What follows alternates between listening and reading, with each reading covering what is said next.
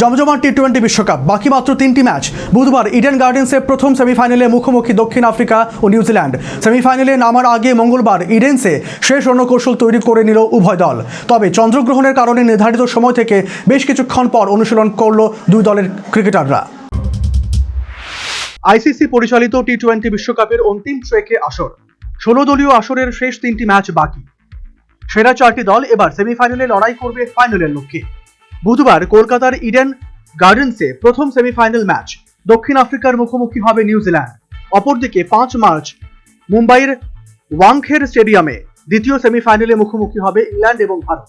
4 দল ইতিমধ্যেই নিজেদের রণকৌশলে শান দিয়ে তৈরি। তবে বুধবার ইডেন গার্ডেন্সের অন্য পরিকল্পনায় দেখা গেল প্রথম সেমিফাইনালে দুটো দলকে। দোল পূর্ণিমায় পূর্ণগ্রাস চন্দ্রগ্রহণের কারণে দীর্ঘ সময় পিছিয়ে অনুশীলন করল দুই দল। দক্ষিণ আফ্রিকা এবং নিউজিল্যান্ডের ক্রিকেটারদের জোর অনুশীলনে দেখা গেল ইডেনের উইকেটে।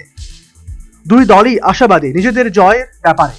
তবে শেষ পর্যন্ত ইডেনের 22 গজ থেকে প্রথম কোন দল ফাইনালে পৌঁছায় তার দিকেই নজর বাকি দু দলের। Bureau report, news vanguard.